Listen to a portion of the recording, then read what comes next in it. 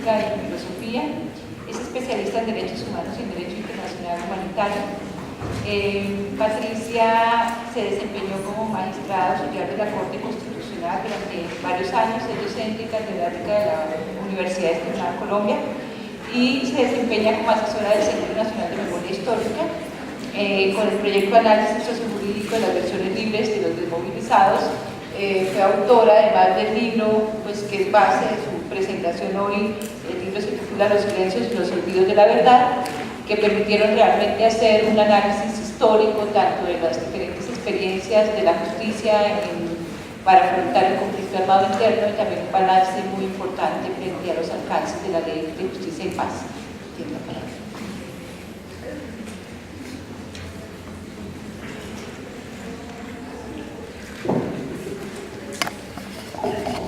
Muy buenos días.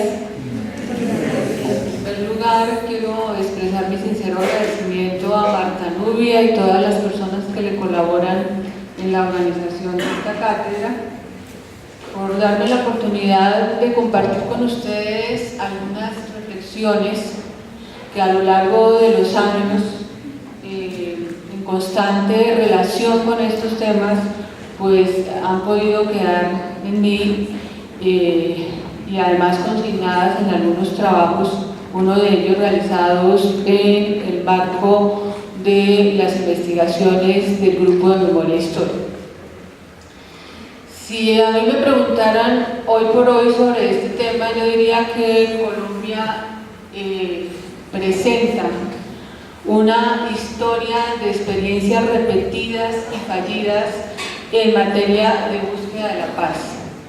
Y seguramente con esto tiene mucho que ver tratar en la mayoría de los casos de ver de manera sesgada y limitada las causas que han llevado a un país como Colombia a mantener una guerra por más de 50 años. Prácticamente, yo diría todos los que están aquí sentados, Marta Nubia y yo, que pudiéramos de pronto ser las más viejitas, hemos crecido en la guerra. Hemos sido formados y formadas en medio de una guerra que desafortunadamente para una parte del país, especialmente la parte urbana, es una guerra ajena y distante. Hoy por hoy está sobre la mesa, yo diría, con una perspectiva de alguna manera esperanzadora, sin que eso evite el escepticismo, la posibilidad de que avance un proceso de paz que se enmarca en lo que se denomina un modelo transicional de justicia. Y hoy por hoy, pues es común que la gente hable, mencione, nombre estos temas de la justicia transicional, que reivindique los derechos de las víctimas a la verdad, a la justicia y a la reparación integral, que estemos esperanzados, repito, en lograr una paz negociada, dada la evidencia de la imposibilidad de un Estado precario de ganar por la vía de las fuerzas militares una guerra que se ha enquistado de manera dolorosa en el país. Pero les decía al comienzo que es una historia de experiencias repetidas y fallidas. Obviamente, en el año 54, cuando accede por vía de golpe militar Rojas Pinillas al poder, no se hablaba desde luego de modelos de justicia transicional ni más faltaba. Por aquella época los intentos de aproximación a la paz generalmente estaban sustentados en leyes de amnistía y de indulto. Leyes de amnistía y de indulto que eran concebidas de acuerdo con los intereses de quienes detentaban el poder en una coyuntura específica. Por eso quiero leerles apartes que yo diría que son muy significativos y, si quieren ustedes, provocadores y estimulantes para los que quieran profundizar en esto, de cómo muchas de las cosas de las que hablamos hoy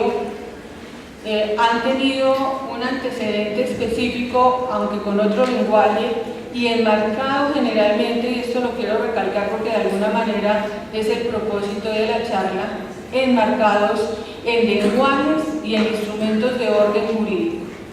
Colombia se precia ante la comunidad internacional de ser un país de leyes. Colombia se preció durante décadas de contar con lo que denominaba una constitución centenaria frente a las posibilidades, a lo que evidenciaban otros países de la región que habían tenido cambios constitucionales más recurrentes y reiterados. La pregunta es si eso es bueno o si eso es malo, y qué tanto ha servido el instrumento normativo para poder avanzar o retroceder en los propósitos de paz. Ya Luis Carlos avanzaba de manera muy interesante sobre lo que ha sido la relación de justicia y guerra. Yo soy un poquito menos pretenciosa para los propósitos de la charla, y lo que quiero destacar es el propósito de la norma como instrumento para neutralizar la guerra. La norma jurídica es un instrumento, y es un instrumento que deriva de ejercicios de poder específico en coyunturas específicas, políticas, económicas y sociales. En Colombia coloquialmente se dice, y no es mentira, que para todo lo queremos solucionar a través de una norma. Todo intentamos solucionarlo expediendo nuevas leyes, nuevos decretos, nuevos reglamentos, etcétera, etcétera, de pronto sin detenernos en la causa estructural que puede originar una determinada situación y, en consecuencia, si fuera el caso, proceder a legislar. Les decía que cuando hablamos de justicia transicional, nos encontramos, si nos vamos hacia atrás, por ejemplo, con unas normas expedidas en el año 54, el decreto de ley 1823, por ejemplo, que otorga amnistía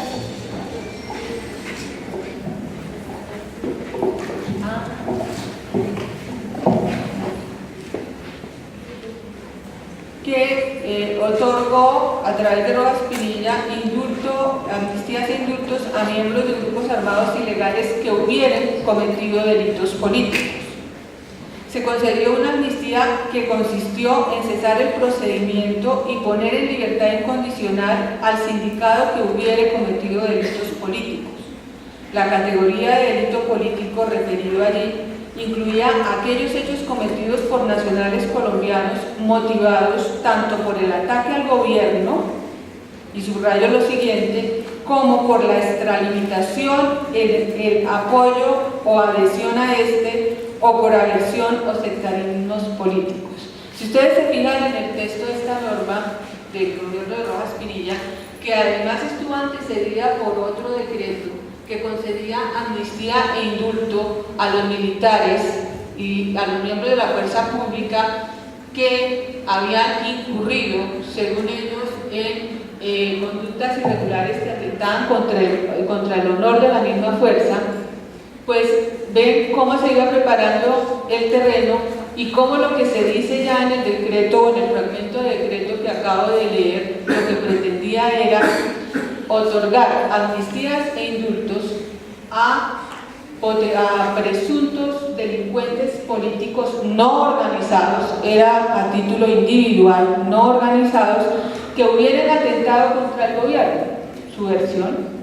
o que se hubieran extralimitado en la defensa del gobierno. Fíjense que allí ya empieza a aparecer el germen de lo que luego vamos a conocer como los movimientos paramilitares. Y estos, desde un principio, con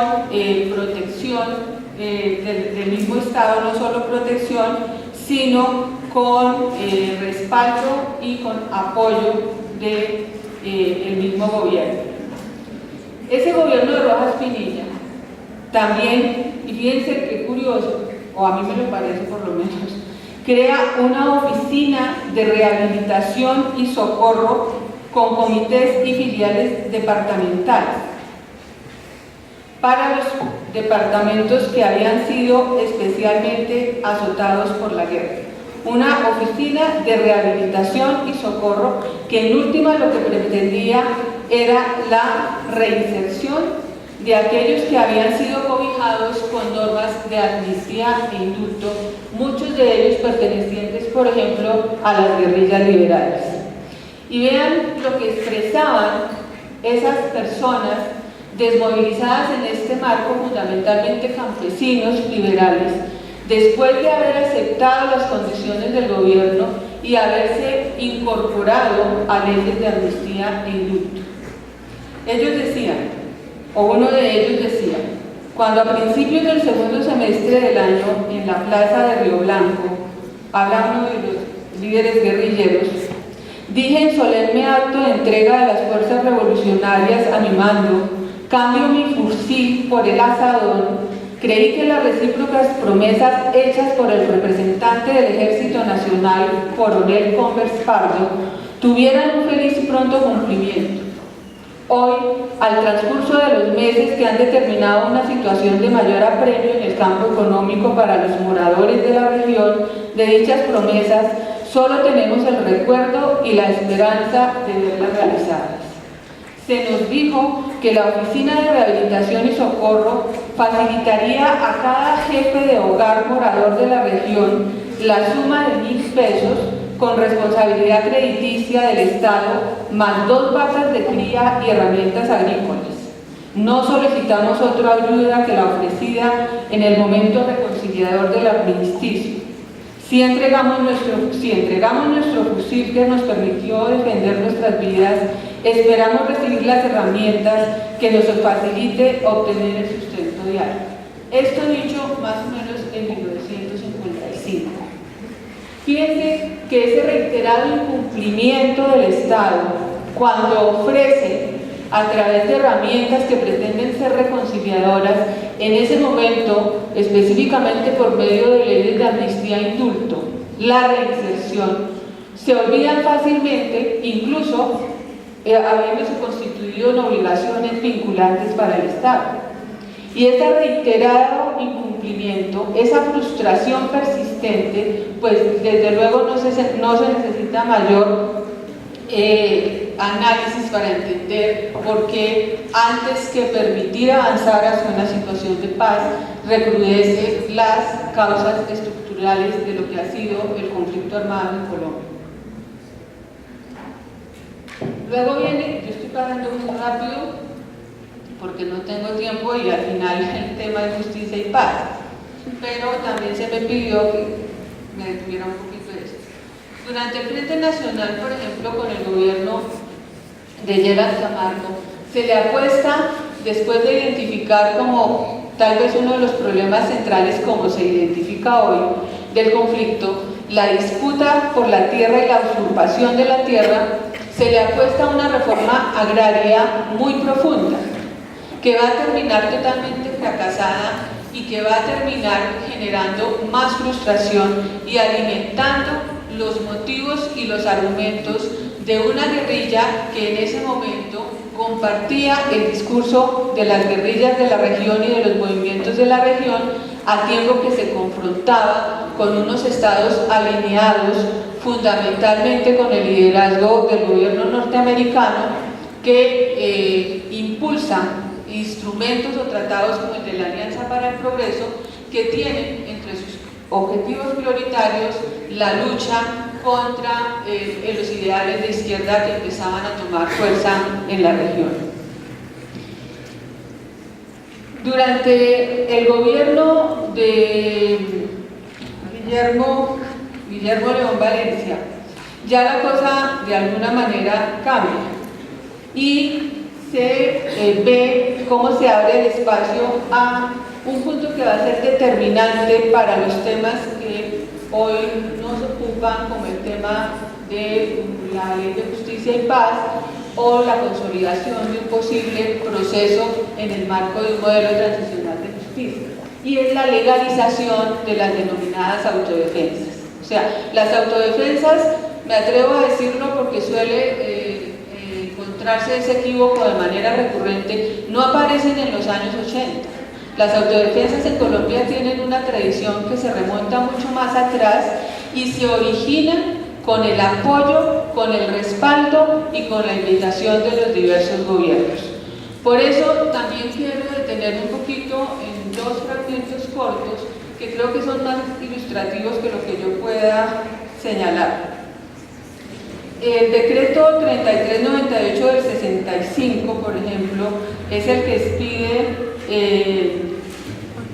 normas orientadas a la legalización e implementación de las autodefensas. Dice el artículo 13 de ese decreto: todos los colombianos, hombres y mujeres no comprendidos en el llamamiento al servicio militar obligatorio, podrán ser utilizados por el gobierno en actividades y trabajos con los cuales contribuyan al restablecimiento de la normalidad. Fíjense, se incorpora a los civiles a la guerra ante la debilidad misma de las fuerzas militares y se les da un espacio que en ese momento incluso no era optativo, se constituía en obligación de orden legal con posibilidades en consecuencia de ser reclamado su cumplimiento por las mismas autoridades de gobierno. Esto, ustedes entenderán, supone una distorsión que se va arraigando en el imaginario social y que va cobrando espacios muy fuertes que luego van a tener que ver con lo que ha constituido la tragedia que ha significado el paramilitarismo de los años 90 en Colombia, por ejemplo.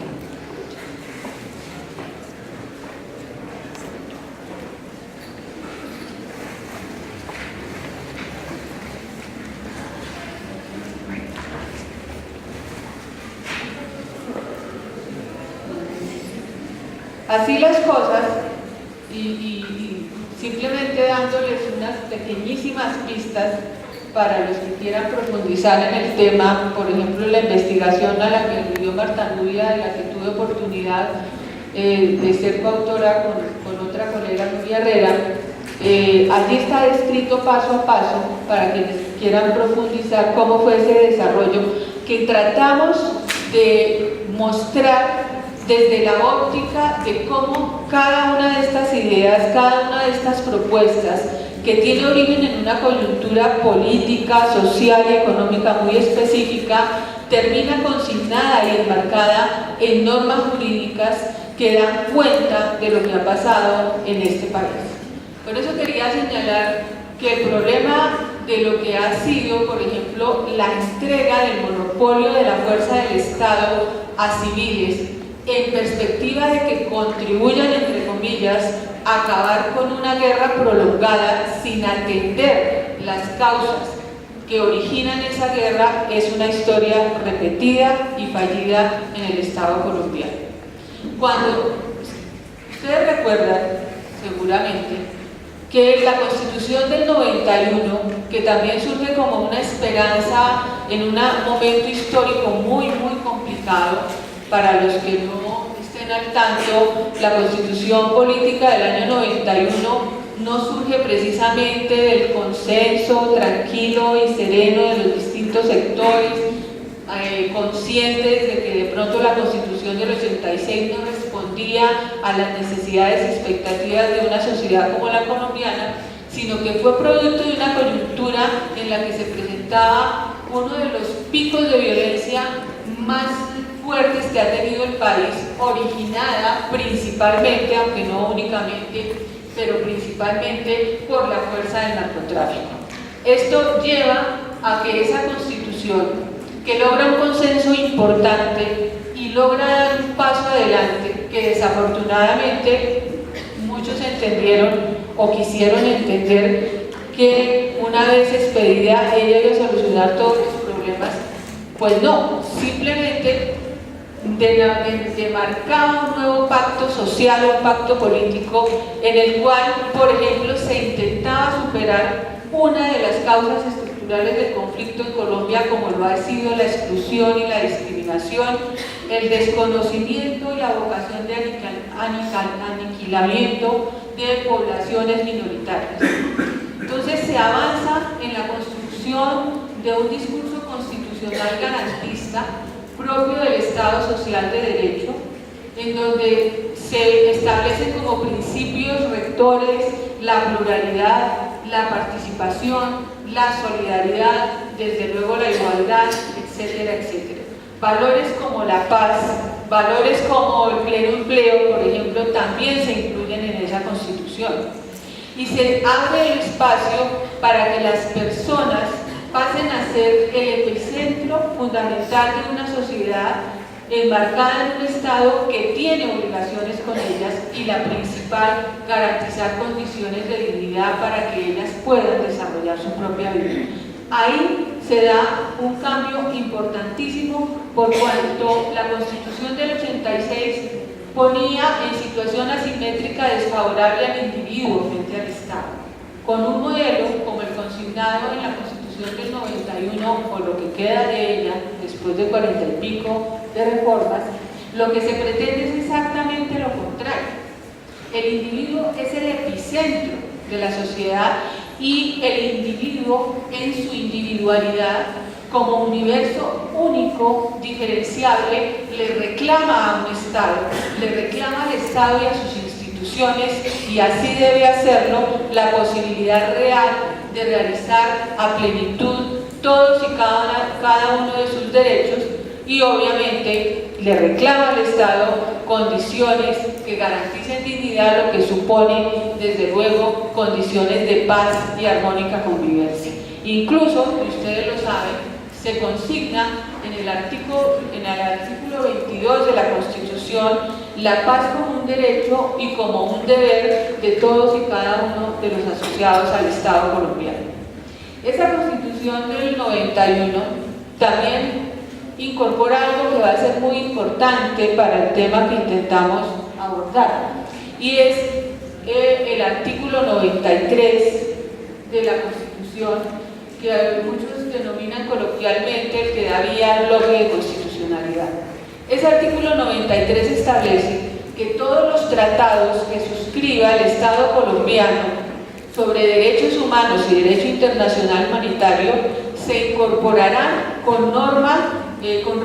norma constitucional a la propia Constitución. Es decir, que no podrá haber norma legal o reglamentaria que contradiga esos contenidos de los tratados en materia de derechos humanos y derecho internacional humanitario que adquieren un carácter prevalente. Y eso va a tener una significancia y una proyección muy importante para los procesos que se van a derivar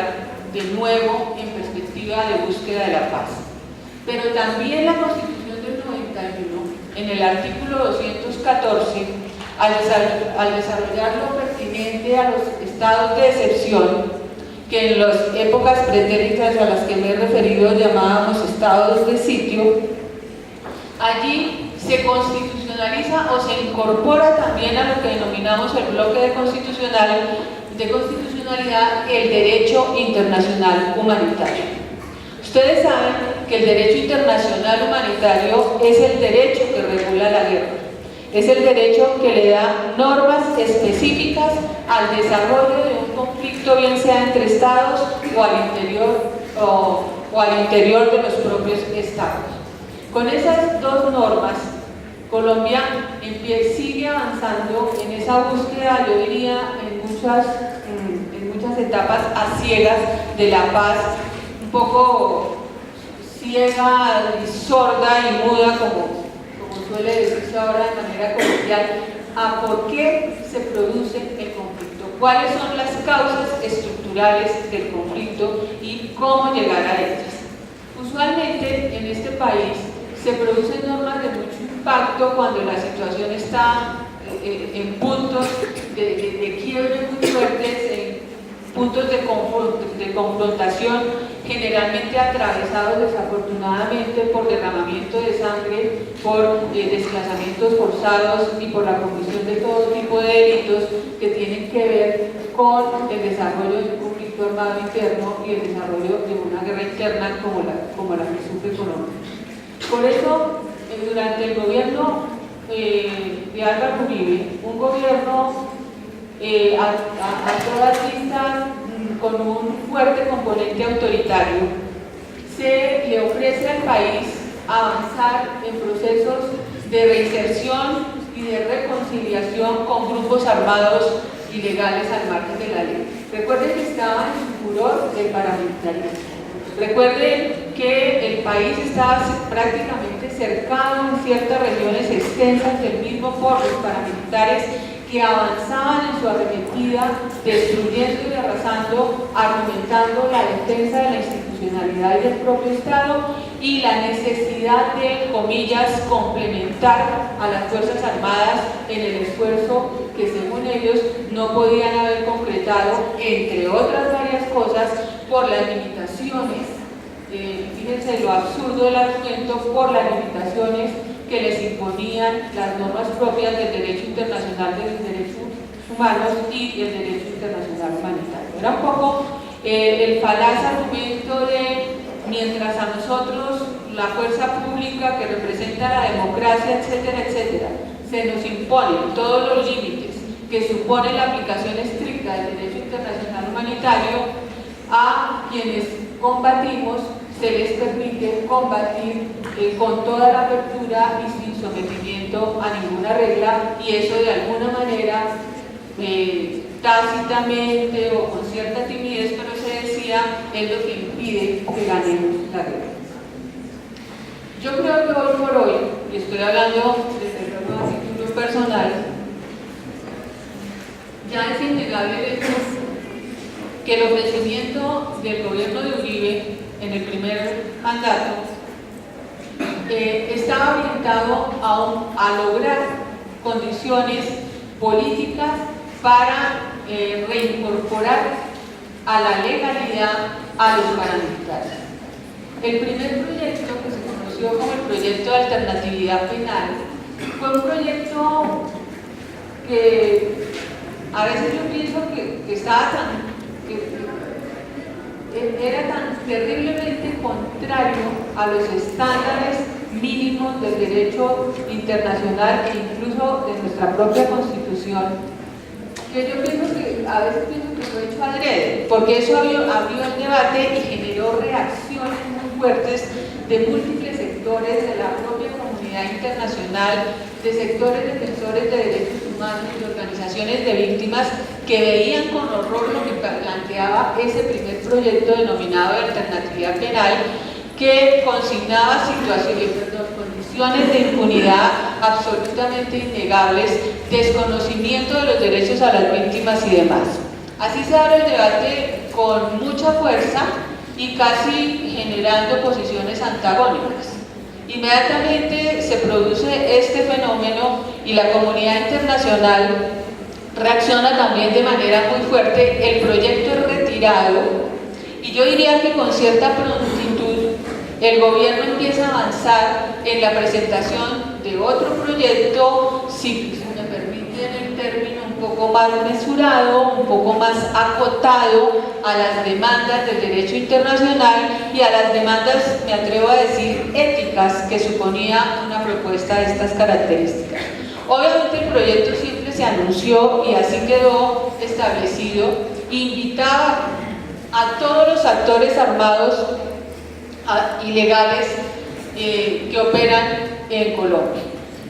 y a todos los grupos y a los grupos conformados como tal que en el ámbito del derecho internacional, para ser reconocidos como tal, deben cumplir unas ciertas condiciones específicas como dominio territorial, jerarquía en el mando, línea de mando, etcétera, etcétera. Sin embargo, el debate político y lo poco que se lograba saber mostraban otra realidad.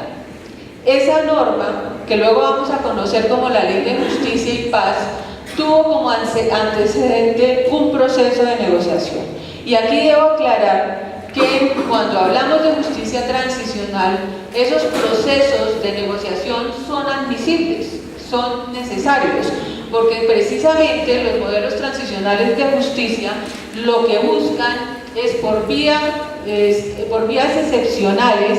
llegar al entendimiento con esas fuerzas que por A o por B no han podido ser derrotadas por quien ejerce el monopolio de la fuerza en un determinado estado, para llegar a una concertación que permita su reincorporación bajo ciertas características y que permita consolidar desde la perspectiva negociada un proceso de paz. Entonces, no estoy diciendo que el proceso de negociación que antecedió la expedición de la Ley de Justicia y Paz per se fuera inadmisible o fuera ilegal, no. Lo que estoy diciendo, o lo que intento decir, es que como se dio ese proceso de negociación,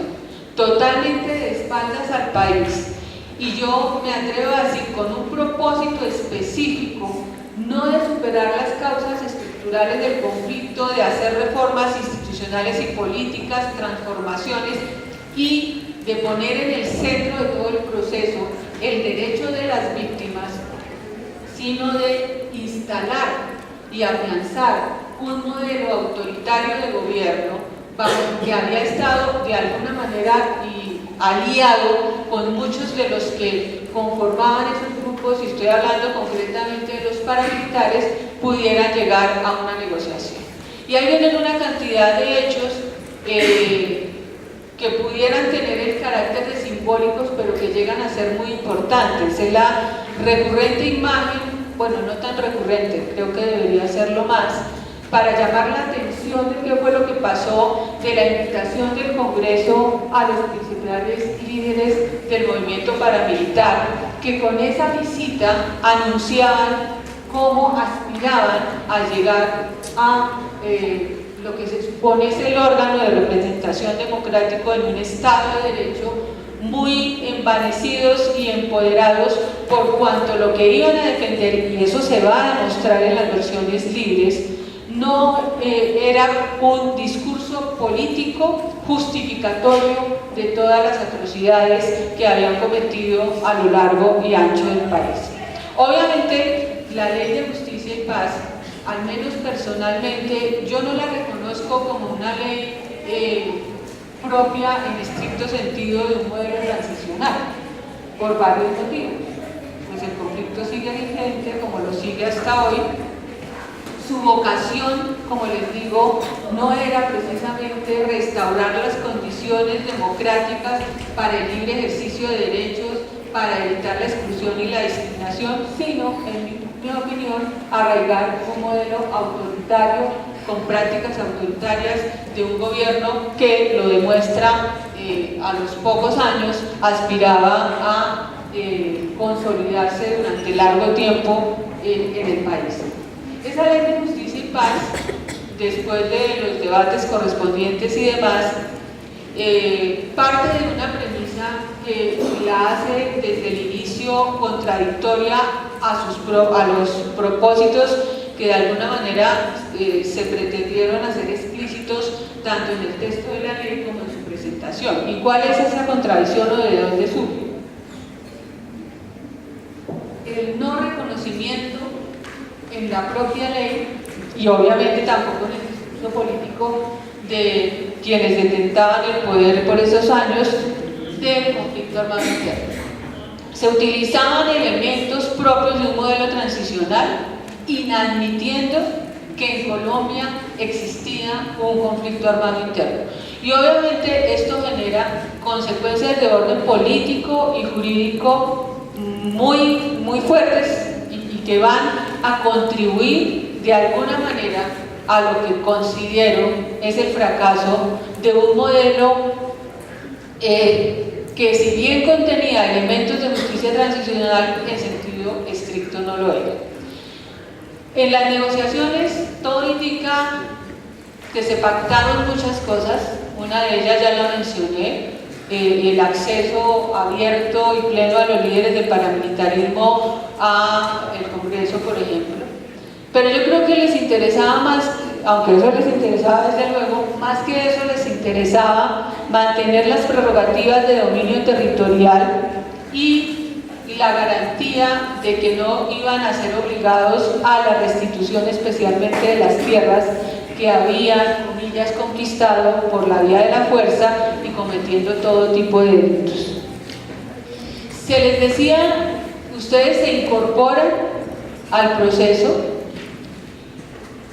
y el Estado está y la sociedad están en condiciones de brindarles una serie de beneficios de orden jurídico, pero en paralelo cumpliendo con las obligaciones que como Estado tiene derivadas del derecho internacional y de la propia Constitución, como son, por ejemplo, las obligaciones de investigar y sancionar en debida forma los delitos de lesa humanidad y los crímenes de guerra que se hubieran cometido en el marco del conflicto. Y se le propone al país que, previa a la incorporación voluntaria de estos grupos y fundamentalmente de sus líderes, y la confesión plena, amplia y absoluta por parte de ellos de todos los crímenes cometidos,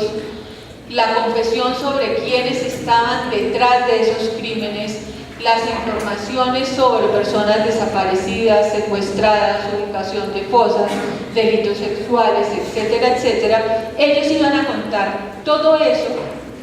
en lo que se denominaron las audiencias libres, a cambio de que eso les permitiera avanzar en el proceso con la expectativa de que les fuera impuesta una pena alternativa, que nunca iba a superar los 8 años.